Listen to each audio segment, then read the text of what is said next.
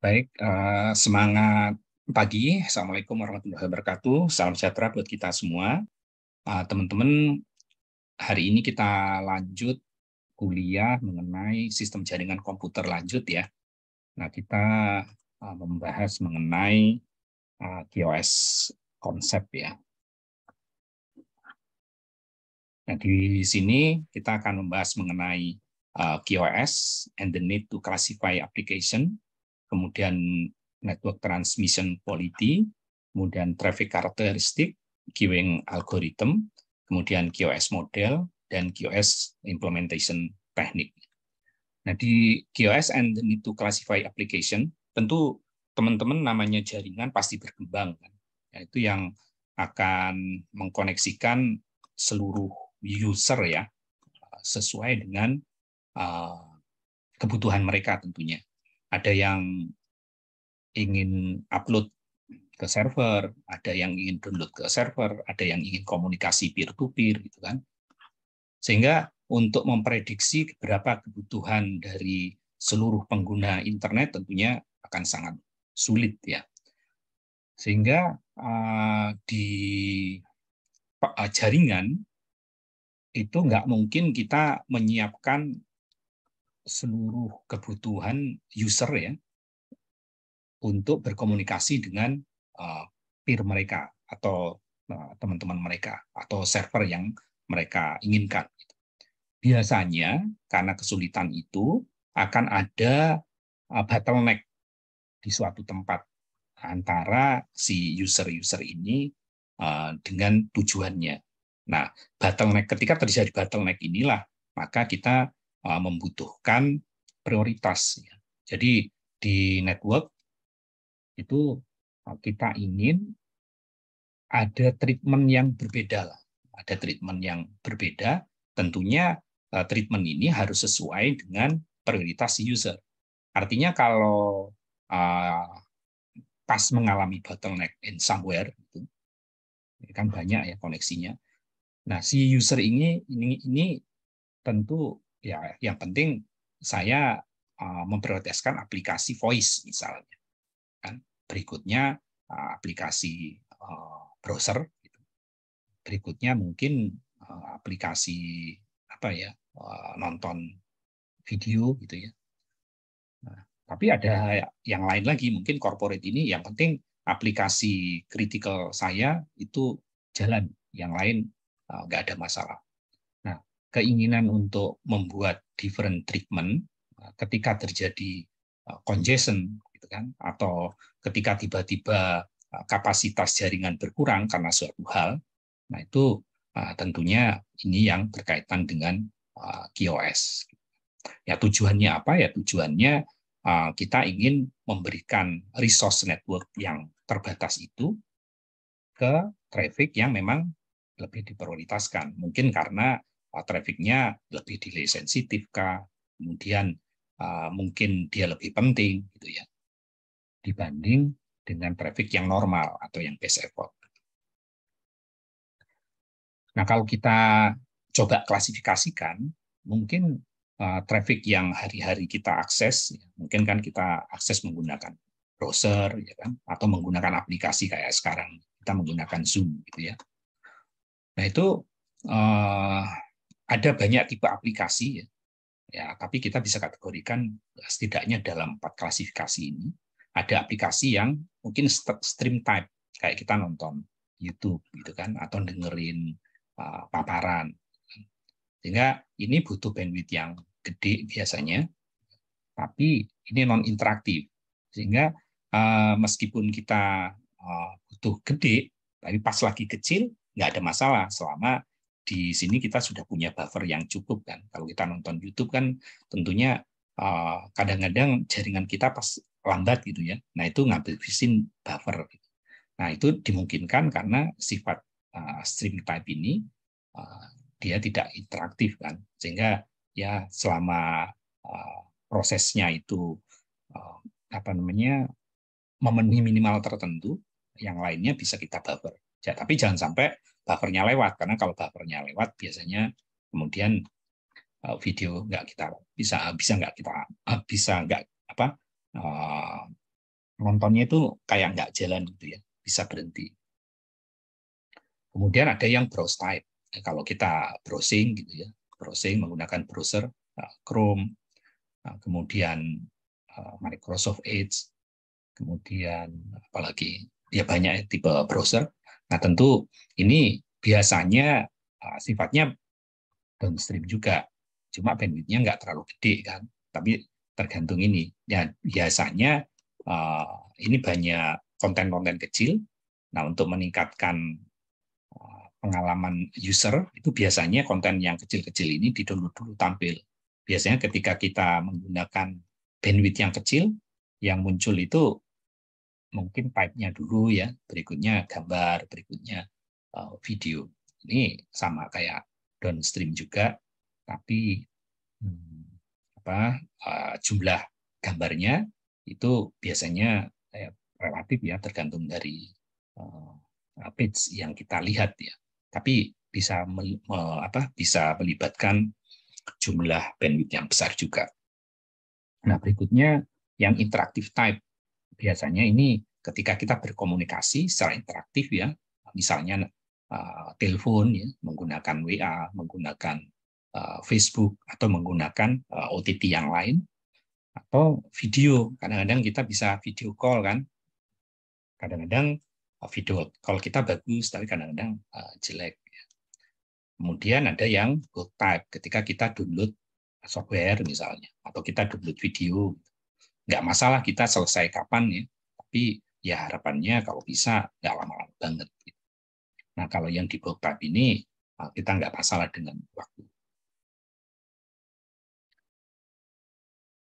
Nah tentu karena nature dari jenis komunikasi ini sulit diprediksi dengan banyaknya orang yang terlibat ya di internet, kemudian jaringan yang dibangun tentu pasti ada limitasinya ya, karena cost nggak mungkin di tiap orang unlimited bandwidth, nggak mungkin, pasti terbatas juga.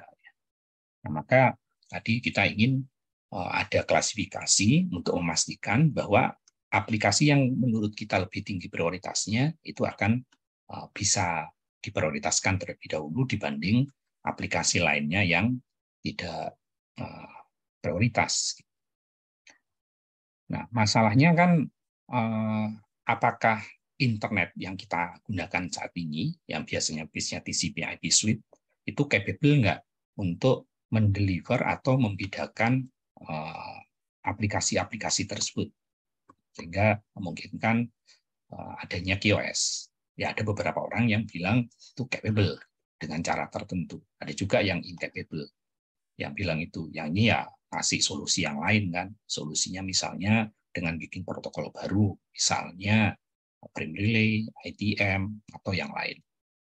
Tapi yang jelas bahwa kita memerlukan studi lebih lanjut lah tentang kebutuhan aplikasi yang lebih proper ya. Nah, supaya kita bisa mengklasifikasikan ini dengan keterbatasan yang ada di sini, itu masih bisa memenuhi ekspektasi user. Nah, nanti mungkin ada pertanyaan di tugas ya.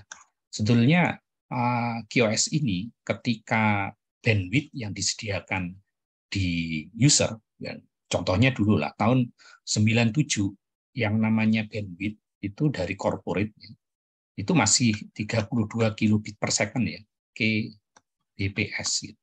Naik mungkin jadi 14 kbps. Ini cabang-cabang bank zaman waktu itu tahun 97-98.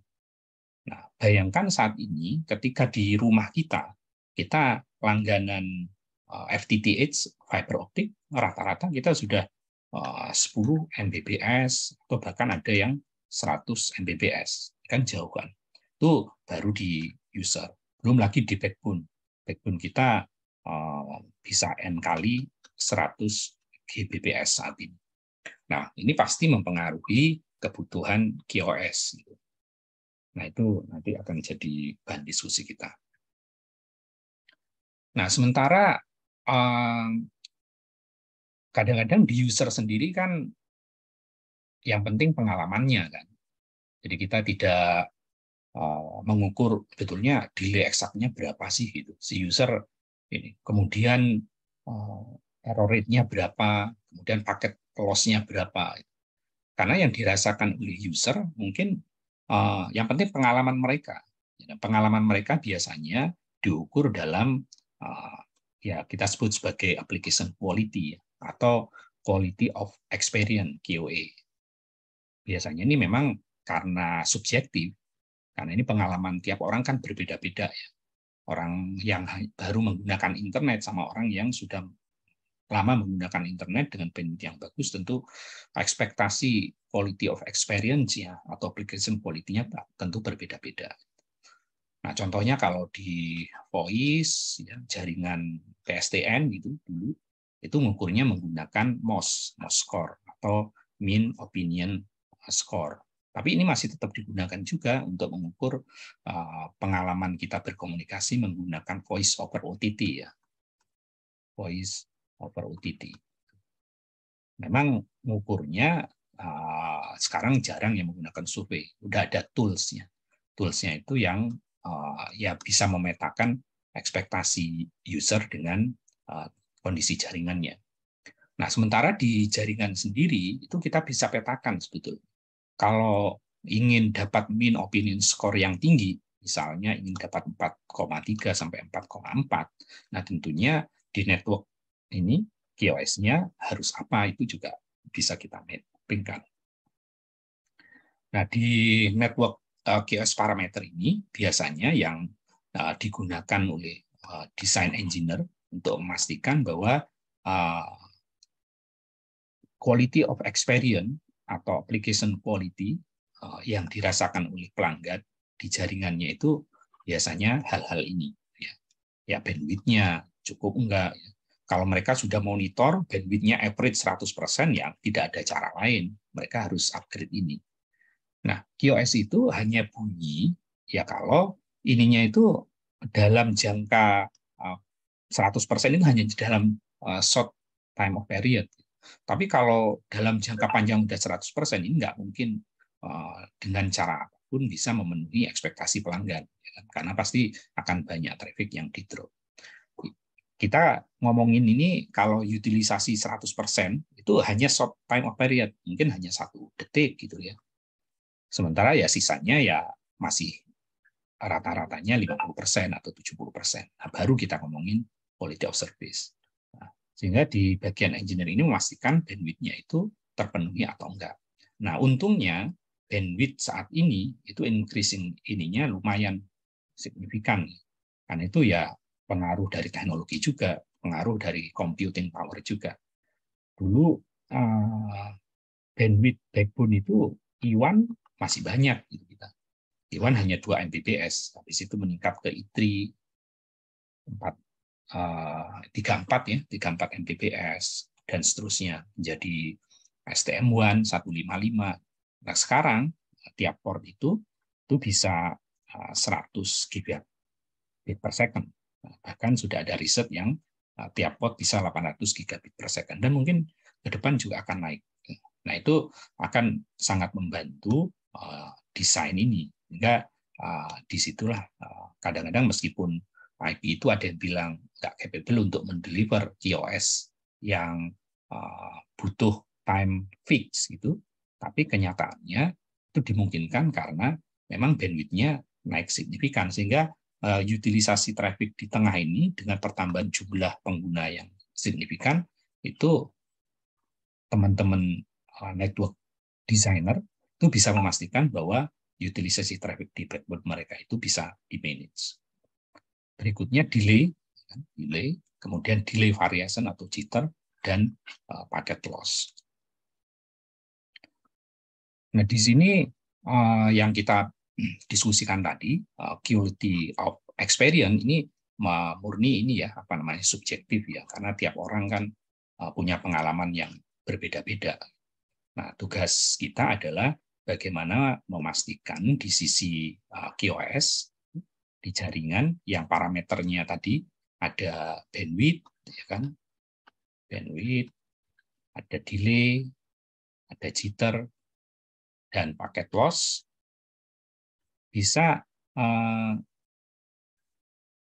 membuat quality of experience atau application experience dari user itu terpenuhi. Nah, tapi kalau misalnya kita ingin lebih dalam, katakan operator ingin membuat quality of experience dari masing-masing user, karena mungkin aplikasinya macam-macam ya, tentu saja itu dimungkinkan, tentu dimungkinkan. Tapi dalam pembahasan kita lebih lanjut, kita tidak memperdalam quality of experience ini. Nah, di application QoS itu ya QoE ya, atau application quality, tentu ketika dipetakan ke network QoS yang kita pertimbangkan ya ini aja bandwidth ya kan, bandwidth kemudian delay, tentu tiap aplikasi butuh end-to-end delay yang macam-macam ya. Jadi kalau interaktif voice itu dianggap memenuhi MOS tinggi, skalanya antara 1 sampai 5 ya, tinggi itu ya 4 ke atas lah. Nah itu jika delay-nya itu sekitar 150 milisecond. Nah, kemudian kita bisa berkomunikasi lewat video masih bagus, itu kalau delay-nya itu sekitar 400 milisecond, gitu. Kurang dari itu. Nah, kemudian availability jaringan ya, ini availability. Ya kalau tiba-tiba kita berkomunikasi jaringan putus, ya tentu QoE-nya yang dirasakan oleh pelanggan nggak bagus juga. Kemudian delay itu latensi. Kemudian delay variation, ya kan? Karena ketika jaringan ini mengalami congestion, tentu ada paket yang mungkin bisa lewat route yang lain. Nah, lewat route yang lain ada yang mungkin di sini 2 hop, yang ini 4 hop, sehingga ada kemungkinan yang ini lebih cepat datang, atau yang paket nomor 1 datangnya sama paket nomor 2 dan paket nomor 3 itu delay-nya nggak sama ya, delay bervariasi. Nah, kita harus menjaga si jitter ini di angka tertentu, katakan 30 milisecond. Karena kalau di luar ini, nanti mesin komputasi delay-nya menganggap ini udah di luar kemampuan jitter dia, bisa di-drop. Dan juga karena alasan security juga. Nah, sekarang di jaringan yang modern, selain memastikan ini, kita juga memastikan jangan sampai ada attack gitu ya, yang menyebabkan salah satunya misalnya DDoS, gitu kan, yang menyebabkan availability jaringan jadi terganggu. Nah, di yang lebih spesifik tadi, bahwa ketika kita ingin quality of experience dari user, atau mean opinion score dari user meningkat, nah tentu yang bisa dilakukan adalah kita meningkatkan quality dari network transmission-nya. Nah, tentu yang bisa dilakukan rule of thumb-nya biasanya harus sedekat mungkin dengan user, ya kan? Karena kalau kita melakukan pemetaan, kemudian marking di tempat yang jauh dari user, nah tentu itu akan mengganggu yang di jaringan yang belum mungkin ready ya. Tapi kalau kita melakukan marking, kemudian prioritas itu sedekat mungkin dengan user, katakan di sini, nah tentu efeknya akan efisien, akan optimal ya. Karena kan biasanya di perangkat-perangkat berikutnya yang di tengah, ini kan bebannya sangat tinggi ya. Sehingga kalau mereka dibebani dengan memarking traffic yang datang dari banyak tempat ini, tentu butuh komputasi power yang tinggi. Nah, kalau mereka sibuk untuk melakukan marking di tengah, yang di core-nya, tentu kerjaan mereka untuk memforward paket secepat mungkin malah bisa nggak tercapai. Nah, tentu di sini kalau kita lihat prioritizing traffic, ya, kita misalnya punya data voice, kemudian ada transaksi keuangan, atau ada transaksi web. Nah, tentunya bandwidth yang di sini itu kan kadang-kadang jauh lebih besar dari bandwidth ke network ya. Meskipun case ini sekarang udah nggak terlalu ini, karena kan rata-rata kalau kita akses internet ya, itu kan sekarang udah 100 Mbps, 20 Mbps. Ya kecuali kalau kita rame-rame ya mungkin di kampus atau tempat umum itu masih kejadian. Karena di sininya usernya banyak ya.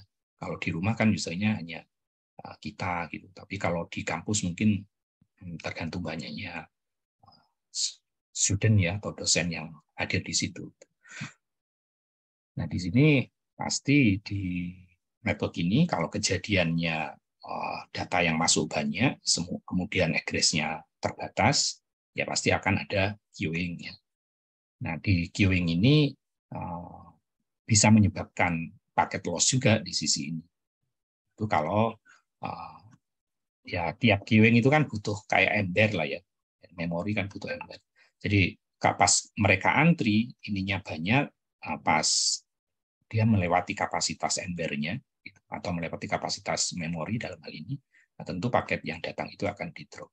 Nah, mekanisme memulihkan drop ini sudah diserahkan ke protokol yang lebih atas ya, TCP misalnya. Tapi pengalaman bahwa ada queuing itu tentu mesti kita consider.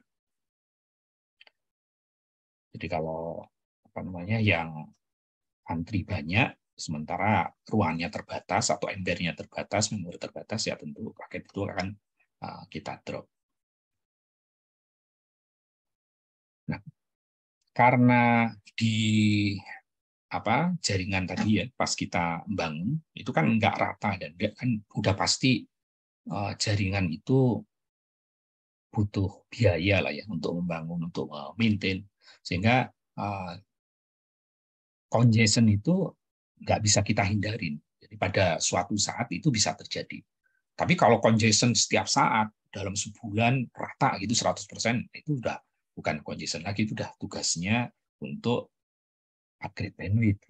Tapi kalau terjadi congestion hanya dalam 1 detik gitu kan, atau dalam sehari hanya dalam jam-jam tertentu, nah itu masih bisa kita manage.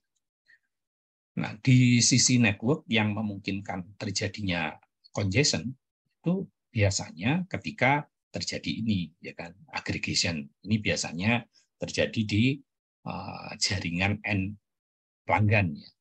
Jadi misalnya dari akses point, atau ini switch, gitu kan, atau ini router. Yang ini di sisi end user kan, ini banyak penggunanya. Sementara aggregation-nya, link misalnya ke WAN itu jauh lebih kecil. Katakan di sini N kali berapa? Misalnya menggunakan Wi-Fi ya, N kali, kita nggak tahu jumlah usernya, mungkin N kali 10 Mbps. Atau menggunakan Ethernet N kali 10 Mbps. Sementara langganan linknya hanya satu, hanya 10 Mbps. Atau mungkin lebih rendah, 1 Mbps. Nah, tentunya pengalaman aggregation ini memungkinkan terjadinya congestion di perangkat ini. Kemudian speed mismatch juga demikian. Ini karena ada LAN traffic yang tinggi, sementara ke WAN-nya kecil. Mungkin ada kalanya ketika ada traffic bus gitu ya, mereka entah upload, entah download ke sisi sini gitu. Karena ini kecepatannya lebih tinggi, ada kemungkinan di sini ada terjadi antrian ya, queuing. Nah, ini ada kejadian congestion juga, gitu kan. Kemudian ada dari LAN ke WAN, gitu kan. Ya, ini normal ya, sama kayak speed mismatch juga gitu. Tapi kejadian di LAN ke WAN. Karena LAN biasanya interface-nya bisa gede dan kita nggak perlu bayar bandwidth, sementara di WAN rata-rata dibangun oleh operator dan kita bayar bandwidth. Nah, congestion ini tentu salah satu akibatnya paketnya bisa ke-drop atau menyebabkan adanya delay ya. Nah, delay sendiri itu tentu ada banyak ragamnya ya. Tapi yang di QoS kita ingin memastikan bahwa tiap aplikasi itu dapat proper delay. Nah, kalau voice biasanya 150 milisecond, kalau video interaktif 400 milisecond. Kalau yang browser mungkin cepat, lebih bagus ya, tapi tetap delay-nya nggak boleh lebih dari 1 atau 2 second ya. Tapi kalau yang download ya silakan, nggak ada masalah. Nah, di delay ini kita mengenal beberapa jenis delay ya. Ada yang mungkin ini fixed delay. Jadi kalau ada media, nah delay-nya itu ya tergantung dari panjang medianya. Contohnya kalau di satelit ya, karena satelit misalnya yang geo itu kan jarak antara receiver dengan transmitter itu sepanjang geo sini ya, sekitar 36.000 km ya, km. 36.000 kilometer, turun 36.000 gitu. Itu berarti meskipun ini kita transfer informasi secepat cahaya, ini tapi fix ya. RTT delay-nya itu tinggal jarak ini, berarti kan 72.000 kali 2 bagi 300.000 kilometer kan per detik. Nah itu kira-kira round trip delay-nya hampir 0,5 second. Kemudian ada variabel delay yang karena pemrosesan, ya kan, karena ke queuing. Nah, variasi antara delay antara satu paket dengan paket lainnya bisa beda-beda. Nah, itu kita kenal sebagai jitter. Nah, dari mana asalnya delay ini? Bisa dari pemrosesan ya. Kalau ini adalah end device, ketika kita mau berkomunikasi kayak gini lewat Zoom misalnya atau mau YouTube gitu kan kita mau mengirim video kita kan, nah tentu ada pemrosesan di sini. Nah, kode untuk memproses gambar kita sebelum dikirim bisa gede bisa kecil. Nah, delay yang dari pemrosesan ini dikenal dengan code delay. Kemudian ada packet session delay, karena kan kita akan mentransfer ke sini itu pasti dipecah-pecah kan. Ya kalau TCP/IP paling umumnya 1400 sekian, 1496 lupa saya. Nah, itu pakai decision delay. Ada ketambahan header lah di tiap layer kan, ada yang ketambahan TCP port, ketambahan IP, kemudian dibuka lagi. Kemudian ada antrian. Karena antrian di sini kita menyangka cepat, di sini bandwidth-nya kecil, pasti ada antrian. Nah, antrian ini menyebabkan delay juga. Kemudian ada serialization delay, karena proses di komputer biasanya paralel kan. Ketika mau ditransmisikan jadi serial, nah, proses dari paralel ke serial tentu ada tambahan delay sekitar 8 kalinya ya, serialization. Kemudian ada propagation delay itu ini jalur komunikasi ini propagation-nya. Jadi kalau kita berkomunikasi menggunakan fiber optik hanya dalam satu kota, jaraknya 100 kilo ya, tentu propagation delay-nya kecil. Karena itu kan 100 kilo bagi 300.000 kilo per detik kan. Kemudian ada proses menampung di sini. Di penampungan, ketika kita nerima di sini, ini kan ditampung tapi dikeluarinnya satu-satu supaya jitternya hilang kan. Nah, itu proses digitalization, itu ada delay tambahan. Nah, selain itu, kalau buffernya udah kepenuhan, kalau ini buffernya kan masuk terus ya, masuk terus. Sementara di sini ada proses. Nah, kalau udah kepenuhan, tentu akan ada potensi paket ini di drop. Atau kalau jitternya dia hanya menunggu 30 milisecond. Ada paket yang lebih dari itu. Tentu di luar apa namanya, di luar spek teknis maksimum jitter 30, ini juga bisa di drop gitu ya. Nah, ini yang ini ya apa namanya, supaya untuk menjaga agar paket yang diterima itu ya sesuai gitu ya. Kalau enggak ya ini tadi ketika di luar jitternya paket ini akan bisa hilang. Nah, berikutnya karena kita sudah punya tadi ya kebutuhan aplikasi, kenapa sih kok kita butuh QoS, kemudian diterjemahkan bahwa QoS experience yang bagus itu butuh QoS yang bagus. Gitu. Kemudian diterjemahkan ke network akhirnya kan ada beberapa parameter yaitu bandwidth-nya, delay-nya, kemudian jitter-nya, paket loss-nya. Nah tentu aspek ini availability tambahkan availability. Nah, gangguannya bisa macam-macam. Berarti kan selain gangguan bandwidth-nya harus dipenuhi. Kemudian bikin jaringan yang memenuhi delay. Kemudian bikin jaringan yang availability-nya tinggi. Availability tinggi itu bisa terganggu karena security. Maka jaringan modern selain kita QoS itu dari by design, itu juga harus dijaga dari aspek security-nya juga. Nah, ketika kita membedakan itu, kemudian tentu tiap traffic punya karakteristik yang beda-beda ya. Nah, di sini kita membahas traffic karakteristik. Nah, dulu awal-awal tahun 2000-an traffic internet banyak kan ya ini data ya kan. Kemudian baru naik ke ada voice over IP gitu kan. Tapi belakangan kita sekarang kan rata-rata nonton YouTube, ya, kemudian nonton Netflix, kemudian berkomunikasi mungkin dengan keluarga jauh-jauhan dengan teman, kita bisa menggunakan beacon, ya kan, sehingga traffic yang semula data dan voice itu meningkat ketambahan video, ya kan, video traffic. Dan menurut perkiraan dari Cisco, traffic dari video ini meningkat ya.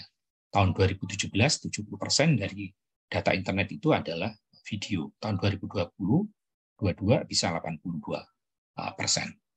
Dan karakteristik tiap aplikasi voice data pasti beda-beda kan. Yang voice butuh low bandwidth, ya kan. Sekalinya dia ngomong ya bisa diprediksi, nggak terlalu gede, ya kan? Tapi delay-nya harus kecil. Sementara data ya tiap orang kan bisa banyak, bisa sedikit kan. Nah ini yang bandwidth-nya unpredictable, tapi untungnya banyak kan non real time ya, sehingga bisa ketunda. Tapi kalau ketunda kelamaan, ketunda sehari orang juga nggak happy kan. Ketunda ya paling banter sekian menit lah ya. Tapi kalau ketunda sejam pun orang udah nggak nyaman. Sehingga desainer network juga mesti aware.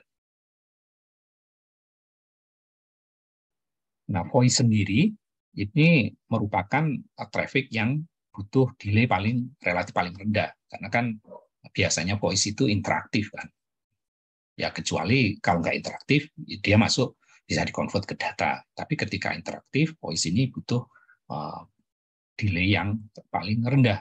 Biasanya user experience, quality of experience itu masih bagus kalau delay-nya atau latensinya itu adalah kurang dari sini, 150 milisecond dengan jitter kurang dari 30 milisecond dan paket loss tidak lebih dari 1%.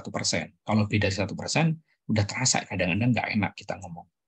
Kemudian sekali kita ngomong, butuh bandwidth-nya kira-kira sekitar 30 kilobit per second. Artinya kalau ada internet user 5 miliar gitu, yang ngomong berapa 1 miliar ya kita bisa kalikan. Kita kan nggak mungkin orang kan nggak ngomong terus menerus ya.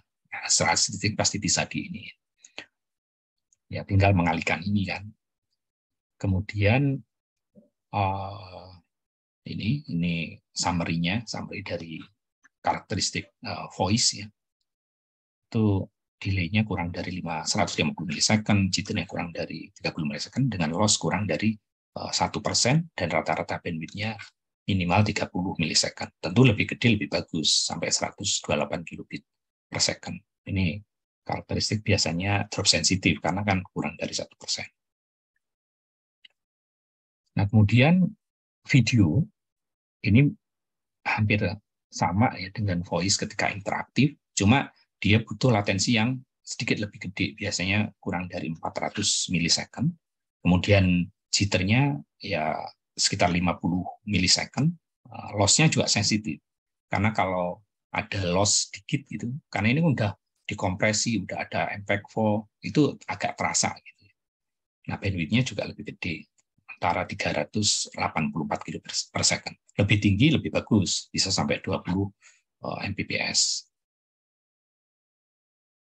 Nah, sementara data sendiri, tergantung, kita bisa bedakan, ada data yang kritikal,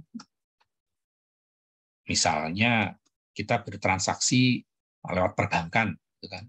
Nah, kalau di transaksi perbankan itu kan kadang-kadang kita harus menekan OTP ya, yang waktunya hanya katakan 1 menit. Gitu kan.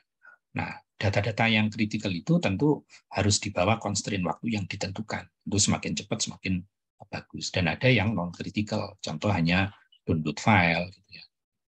Nah, karakteristik data biasanya ini pasti ya. Jadi bisa sangat tinggi tiba-tiba, tapi bisa enggak tinggi, bisa enggak. Gitu. Kemudian dia ngabisin bandwidth, nah, tapi dia juga bisa smooth atau dia nggak ngabisin bandwidth. Nah, kalau ada yang ke drop, ya biasa ini kan TCP ya, dia bisa retransmit karena kan nggak dibatasi waktu. Yang penting waktunya aman. Jika dia tidak sensitif terhadap paket drop karena dia bisa diulang. Kemudian thread delay juga nggak ada masalah karena umumnya data ini yang nggak interaktif ya. Yang penting datang secepat mungkin gitu. Jadi kalau ada delay dikit nggak ada masalah. Mau 2 second kah nggak ada masalah. Karena akan di cover lewat TCP. Jadi biasanya data ini menggunakan TCP, sementara yang voice sama video mereka menggunakan UDP. Nah, untuk data-data yang mission critical tentu ini perlu diprioritaskan ya, dibanding yang non mission critical. Nah, respon time-nya biasanya kalau kita itu pengalaman browse itu, yang penting 1 second lah, 1 second, 2 second itu masih dianggap cepat. Ya, tapi kalau yang not mission critical ya terserah, karena kan kita kan download file selesai 1 jam, oke gitu. Tapi ya jangan terlalu lama. Kemudian yang non interaktif, ya yang penting kapasitas lebihnya bisa dipakai oleh dia. Kemudian yang mission critical antara interaktif dan interaktif itu biasanya nggak terlalu ini ya. Yang penting dia diprioritaskan, dapat bandwidth, yang penting ada memenuhi kebutuhan mereka. Nah, berikutnya pasti karena resource di jaringan terbatas, ada kalanya terjadi congestion. Nah, di congestion ini pasti ada antrian, karena kan nggak mungkin dari ujung ke ujung menyiapkan jaringan 100 Mbps dan hanya untuk 1 orang, karena kan jaringan itu banyak ya cabangnya, dan kecepatan di sini, kecepatan di sini itu pasti berbeda-beda. Nah, pasti akan pernah mengalami congestion, atau kalaupun nggak congestion, ya pasti ada antrian, ya kan? Karena di sini pasti ada antrian menunggu lah. Nah, itu kita perlu queuing algoritma. Nah, algoritma antrian ada beberapa ya. Di list ini di antara pilihan-pilihan itu ada yang first in first out, kemudian ada weighted fire queuing, kemudian ada class based weight fire queuing, kemudian ada low latency queuing. Nah, di first in first out ini sebetulnya nggak ada QoS di sini, kan, karena paket itu datang masuk buffer ya kan, kemudian yang keluar ya yang duluan datang ya kan. Jadi first in first out. Jadi yang datang ini dia keluar duluan, terakhir ini keluar ini. Tapi di sini kita tidak mengenal QoS di sini. Ada artinya ya nggak ada priority di sini ya. Yang berikutnya adalah weighted fair queuing. Di weighted fair queuing ini ada mekanisme untuk mengatur prioritas traffic lewat pengklasifikasian tertentu. Ya kan? Bisa di IP lewat TOS bit ya, atau kalau di MAC address COS bit, atau lewat mekanisme yang lain. Tapi di sini kita udah klasifikasikan di marking di sisi ingress di marking bahwa yang ini low priority misalnya, kemudian yang ini normal, kan? Kemudian yang ini medium, yang ini high. Sehingga kalau terjadi congestion di address-nya, nah pasti yang diduluin adalah ini. Kemudian ini, dan ini. Jadi mulai dari yang high, kemudian medium, kemudian normal, kemudian low.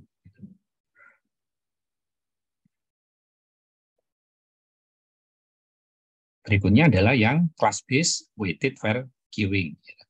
Nah, kalau yang di sini juga gitu ya, ini masalah prioritas. Kalaupun ini enggak congestion banget, kan? Tapi kalau ada aplikasi yang lebih tinggi, tentu ini yang didulukan ya. Berikutnya yang class base. Nah, yang punya kelas high ini kan bisa dari banyak user kan, bisa dari banyak user. Yang medium juga bisa dari multiple user, ini juga dari multiple user, yang ini multiple user. Nah, kalau yang di class base weighted fair queuing ini berarti tiap kelas data, tiap kelas klasifikasi itu menggunakan weighted fair queuing gitu. Sementara di kelas yang sama kita menggunakan FIFO, first in first out. Nah, bagaimana ini diimplementasikan dari banyak caranya ya. Contohnya menggunakan access control list, sehingga ini di sisi ingress-nya dimapkan, gitu kan. Kemudian dicek di access control-nya, di address-nya disesuaikan. Nah, tentu ini menyesuaikan dengan bandwidth yang tersedia, kemudian tiap paket limit mau dikasih berapa lama. Ya kalau udah limitnya, yang low-nya pun pasti akan dikeluarkan.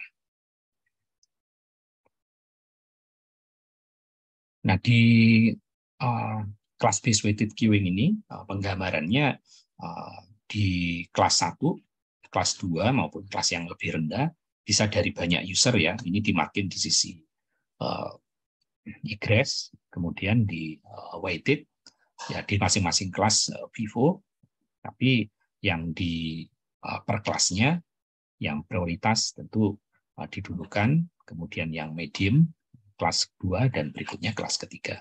Tapi ini selama memenuhi batasan tiap paketnya ya. Nah, kalau memang ini sudah batasan, meskipun ada beberapa di sini, ya ini akan didulukan juga. Nah, berikutnya desainer jaringan, dalam hal ini vendor router ya, vendor router gitu, atau vendor switch. Nah, itu ada tambahan mengklasifikasikan low latency queuing, karena ini kan sebetulnya nggak ngabisin bandwidth ya, voice ya, karena tiap channel voice paling hanya 30 sampai 128 kbps. Dulu mungkin masalah, tapi sekarang kan bandwidth di router yang dekat dengan user, ketika mereka langganan ke WAN, itu kan kelasnya udah 10 Mbps, 100 Mbps. Jadi satu channel voice itu relatif kecil untuk bandwidth ya saat ini, ketika hanya butuh 30 sampai 128 kilobit per second. Makanya kalau ini dimasukkan ke pengkelaskan yang class based weighted fair queuing, itu ada kalanya ketika ada traffic yang panjang gitu ya, katakan data 1.500 byte. Nah, voice ini kan kecil-kecil kan datanya. Dia kecil-kecil ya, paling sekitar 20 byte lah, 20 atau 40 byte. Jadi nunggunya jadi lama gitu. Nunggunya jadi lama. Nah, sementara ingin dipastikan bahwa end-to-end delay voice itu hanya 150 milisecond kan. Nah, itu kenapa kemudian diintroduce low latency queuing khusus untuk voice. Jadi ini yang prioritas paling tinggi selalu dapat dan selalu didulukan. Berikutnya adalah yang untuk traffic yang normal, baik data maupun video, masuk ke class based weighted fair queuing. Nah, di QoS modelnya sendiri, ketika mau dipetakan agar memastikan bahwa bandwidth-nya cukup, delay-nya mencukupi, kemudian jitter-nya mencukupi, dan paket loss-nya juga memenuhi, availability memenuhi. Nah, ada beberapa model yang bisa dilakukan ya untuk memastikan itu. Yang pertama adalah base effort. Nah, kalau yang base effort ini ya semua traffic base effort. Satu-satunya cara base effort masih memenuhi semua traffic yang diinin oleh pelanggan kalau bandwidth-nya didesain sebesar mungkin. Tapi kan ada kalanya traffic itu pas jam-jam sibuk memang padat gitu kan. Ya kalau base effort di jam-jam sibuk ketika terjadi congestion, dia untuk aplikasi-aplikasi tertentu efeknya nggak akan memenuhi ekspektasi user. Sehingga yang dipilih ya either integrated service maupun differentiated services. Nah, di integrated services ini itu cara ngatur QoS-nya adalah end-to-end ya, mulai dari user ke penerima di seluruh jalan ini udah harus dipastikan bahwa memenuhi QoS ini. Nah, ini yang lebih sulit ya, karena kan internet mungkin di jaringan corporate masih memungkinkan, tapi nggak scalable. Yang paling scalable adalah differentiated services karena tiap komponen di sini bisa di-set independent, ya kan? Bisa di-set independent, artinya quality of service itu hanya dipastikan di level sini. Ini agak berbeda dengan ini, nggak ada masalah. Jadi hop-nya ini di-solve. Jadi kalau yang base effort, nah tentu paling mudah, ya kan? Jadi biasanya caranya adalah ketika seorang desainer network membangun agar QoE, quality of experience, atau kalau ada most score itu masih terpenuhi, ya dia pasti desain jaringan, kan, yang bandwidth-nya ya segede mungkin. Dia harus make sure bahwa all the time, gitu, bahwa jaringan ini utilisasinya nggak lebih dari 70% atau average 50%. Maka traffic apapun, mau voice, mau ini, biasanya masih akan memenuhi. Gitu. Biasanya base effort. Tentunya ini yang paling murah, ya, paling scalable, karena ya udah hanya memastikan bandwidth-nya ini. Tapi tentu mastiin bandwidth yang gede all the time itu ya cost-nya lumayan. Nah, selain itu, ada kalanya ya paket internet data yang gede, yang 1.500 byte, itu akan lebih banyak daripada data-data voice yang butuhnya cepat, kan, yang hanya 20 byte, 40 byte. Gitu. Tentu, terutama untuk voice, ini drawback-nya lebih gede karena tidak ada garansi delivery untuk aplikasi yang butuh waktu yang cepat. Ya. Jadi ini scalability-nya dibatasi oleh ketersediaan bandwidth saja, kemudian tidak ada mekanisme QoS yang diperlukan, yang penting bandwidth-nya mencukupi, paling mudah untuk di-deploy. Tapi resikonya ya tadi bahwa ada paket yang mengalami jitter tinggi, sehingga itu di luar jitter, terutama untuk paket voice ya. Dan ini mengakibatkan user experience terhadap jaringan yang seperti ini itu bisa rendah untuk aplikasi voice atau yang kritikal lainnya. Yang berikutnya model QoS-nya adalah integrated services. Nah, dari ini perangkatnya mulai sudah QoS aware node sampai ujung-ujungnya juga sudah disiapkan, termasuk menyiapkan flow-nya, gitu, menyiapkan flow-nya. Nah, di sini memang keunggulannya ujung ke ujung QoS-nya sudah bisa dipastikan, kan? Tapi ini butuh end-to-end signaling. Nah, kelemahannya ini benefitnya memang paling terjamin, ya kan? Karena ini secara eksplisit resource admission control-nya dijalankan. Tapi kelemahannya akibatnya dia tidak scalable, ya, tidak scalable dan jadi mahal jadi arsitekturnya.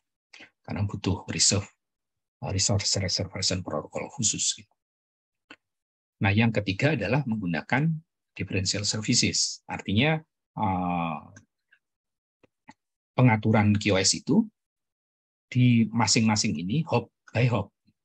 Jadi nggak ada reservasi khusus ya, tapi dia ada pengecekan ya. Kalau layer 3 ya yang dicek QoS-nya, kalau layer 2 yang dicek QoS-nya di MAC address, kalau yang router yang dicek TOS-nya ya, atau yang sekarang DS ya, dan seterusnya. Kemudian kalaupun terintegrasi dengan internet, yang ini oleh operator A, ini operator B pun bisa mengklasifikasikan agak berbeda nggak apa-apa, tapi yang penting klasifikasi untuk voice lebih tinggi dari yang video, dan video lebih tinggi dari yang data misalnya, atau data kritikal lebih tinggi dari yang data normal. Itu udah memenuhi karena ini akan pengecekannya hop by hop.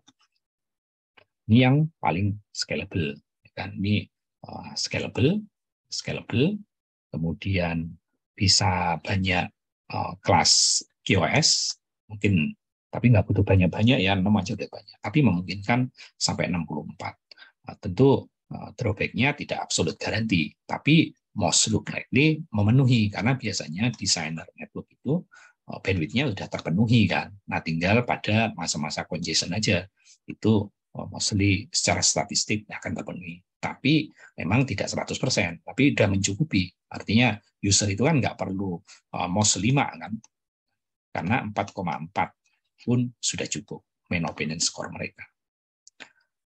Nah, tapi dibanding yang best effort, tentu ini tetap butuh mekanisme yang harus di set juga. Sehingga dari sisi implementasinya, QoS itu ya yang pertama tentu menghindari paket loss, ya kan. Artinya ya ketika kita bangun jaringan, transmisinya udah harus bagus, kan. Kemudian dari aspek security juga harus dilindungi, karena kan takutnya ada traffic DDoS, ya kan. Ini memastikan ya yang ini memang available untuk trafficnya dan dengan bagus. Kemudian buffernya tiap ini relatif besar kan, sekarang computing power sama storage cukup kan, ini cukup besar sehingga tidak terjadi ini ya, ketika antrian itu cepat buffernya penuh gitu. Nah, ini loss-nya dihindari. Tentu caranya ya tadi ini di-maintain availability-nya tinggi, kemudian supaya buffernya ini buffernya tinggi, kemudian ini harus imbang gitu kan, mulai dari sini, sehingga link capacity-nya juga perlu disesuaikan untuk mencegah congestion. Kemudian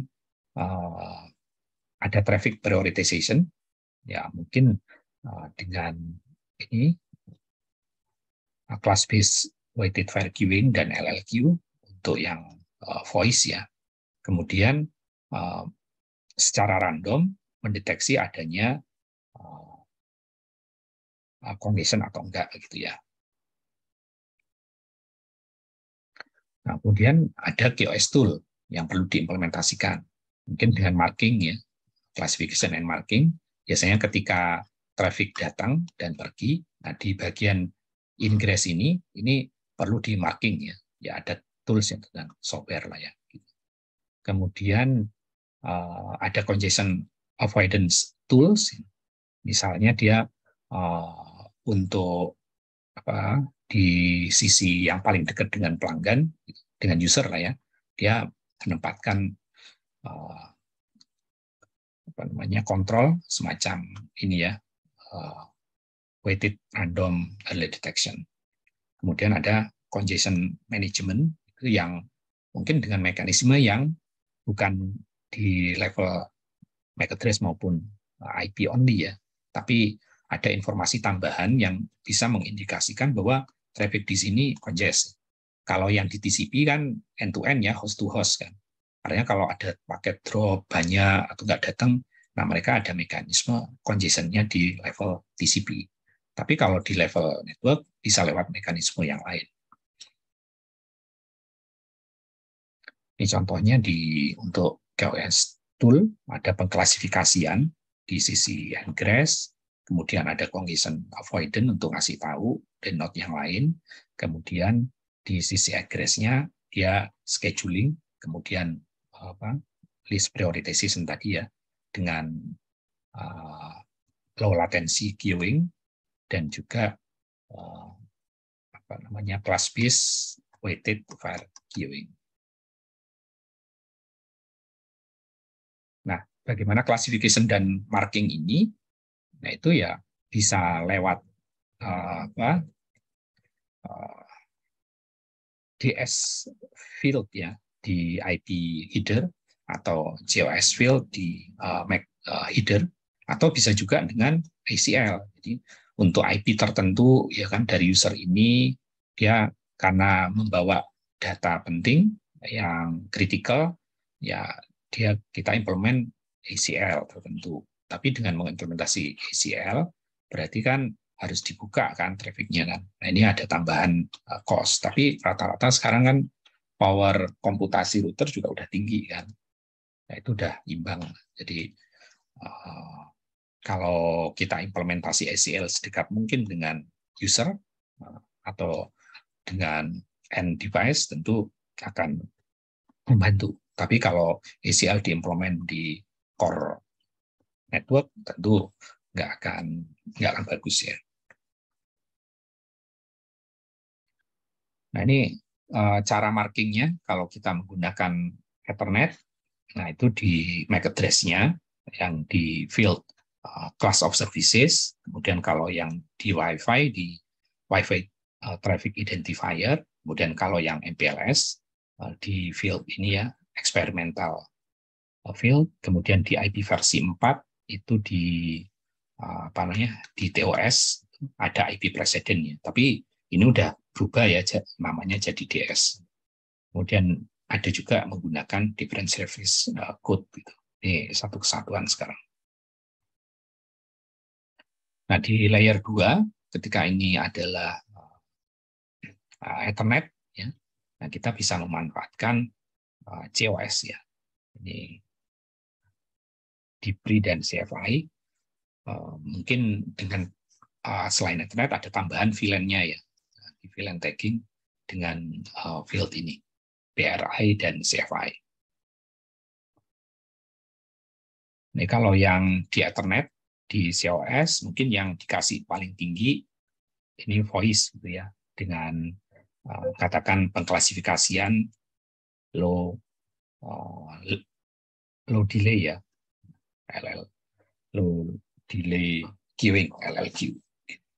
Sementara untuk database report mungkin 00, kemudian untuk video conferencing 4, ya, call signaling 3, high priority data 2, medium priority data mungkin 1, yang lain reserve.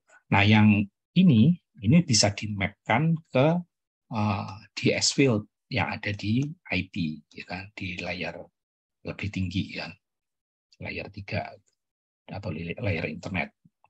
Nah, ini bisa match. Artinya by default alat-alat yang di perangkat ini di MAC address di sisi user pun demikian, karena kan marking sama klasifikasi ini akan lebih efektif kalau semakin dekat dengan pengguna kan.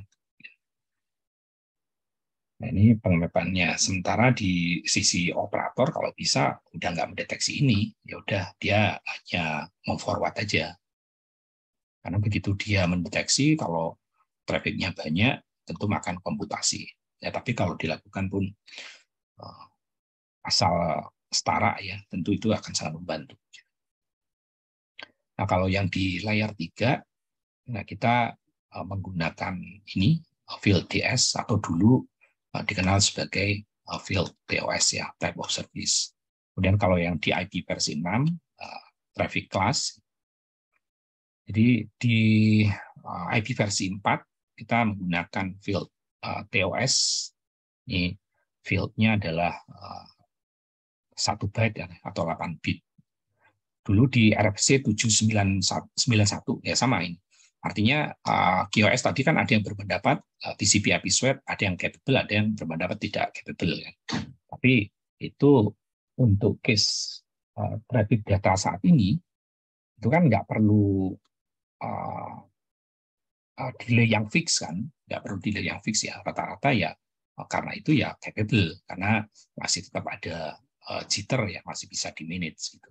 Tapi kalau nggak ingin jitter, yang dulu paket sedikit ya pasti nggak bisa. Tapi kalau yang udah paket base itu memungkinkan. Tahun 81 ini pun berkembang kan. RFC tahun 791 ini itu tahun 81 ketika IP versi 4 dipropose. Itu kita sebut TOS. Ini pun nggak terlalu banyak digunakan waktu itu. Kemudian tahun 92 ganti jadi RFC 1349. Hanya masalah penggunaan aja. Ini tetap TOS gitu.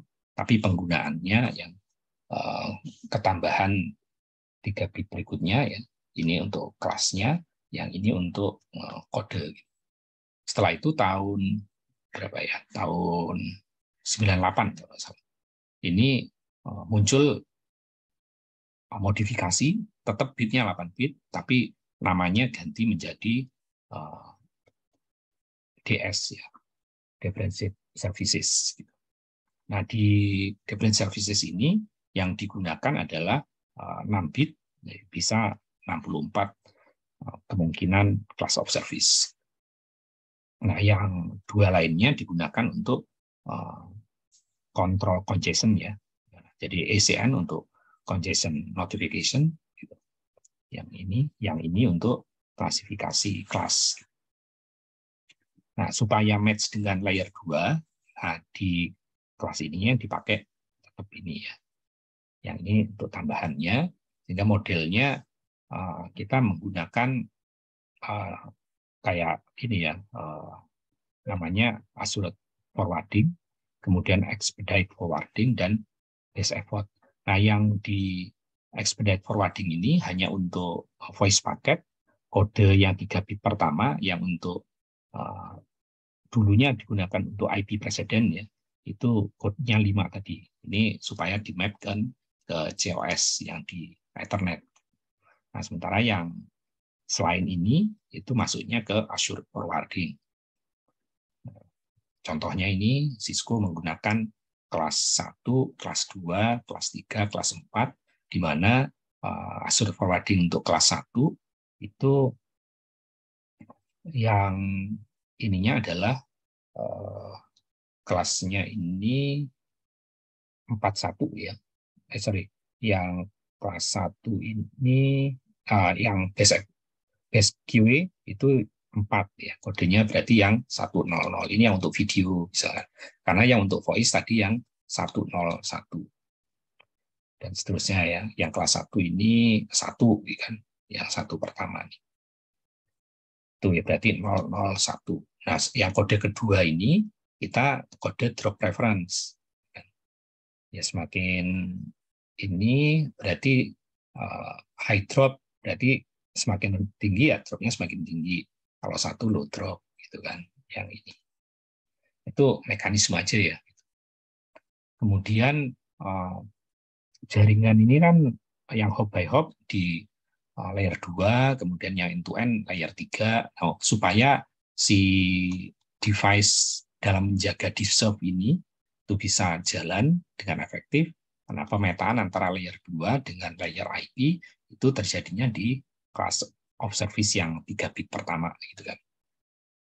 Jadi kalau yang 101, nah ini untuk kelas voice ya. Yang ini untuk kelas video, yang ini untuk data base effort dan seterusnya. Yang ini biasanya untuk apa namanya? Signaling ya. Bukan signaling. Apa namanya? Manajemen gitu-gitu. Nah, di konsep berikutnya adalah trust boundary, di mana implementasi dari marking kemudian policy itu adalah sedekat mungkin dengan endpoint. Ya kalau bisa di perangkatnya, ya perangkatnya. Kalau nggak bisa di perangkatnya, ya di layer T-Suite yang akses. Kalau nggak bisa, ya di router. Nah, karena sebisa mungkin di jaringan ini mereka sudah fokus di forwarding.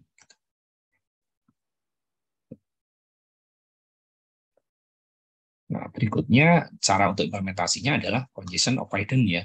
Congestion avoidance. Nah, kalau di IP saat ini kita menggunakan 2 bit terakhir ya untuk congestion avoidance. Tapi tentunya congestion avoidance ini bisa juga dengan di tiap operator mereka kan pasti punya monitoring traffic kan, kan. Nah, kalau kondisinya sudah merah, ya waktunya untuk upgrade bandwidth ya gitu. Nah, tapi selain itu di level apa namanya ya user, nah tentunya mereka pun ada mekanisme untuk avoidance traffic kan.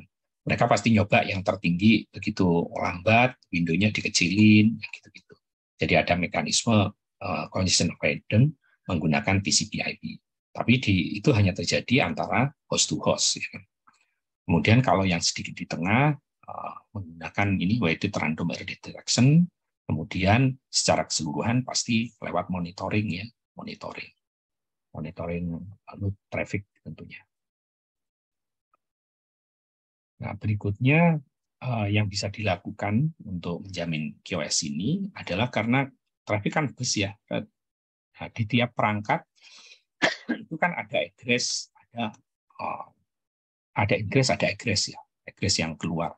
Nah, di sini kan ada buffer ya. Nah, buffernya itu dia bisa digital ya. Ketika dia tinggi ya simpan dulu sehingga trafficnya itu bisa di-maintain nggak bus gini. Dan itu tentu akan lebih memudahkan network operator untuk memanage jaringannya. Karena kalau yang ini kan tiba-tiba tinggi. Nah, kalau di setting, nah bisa dia lebih ini. Dan kerjaan dari komputasi di berikutnya jadi lebih ringan kan ya, atau dipotong ya. Kalau ini otomatis drop, tapi resikonya yang mengalami ini jadi paket dropnya lebih tinggi. Nah, itu kira-kira teman-teman untuk QoS konsep yang diimplementasikan di TCP/IP switch seperti itu. Nah, nanti mungkin ada pertanyaan di kuliah ini yang teman-teman nanti kerjakan ya. Dan minggu depan ada yang kemudian karena waktu itu traffic kan masih ada yang sedikit base kan, yang butuh timing yang benar-benar eksak. Nah, itu solusinya ada yang mengajukan ITM. Dan minggu depan kita diskusi mengenai ITM. Nah, itu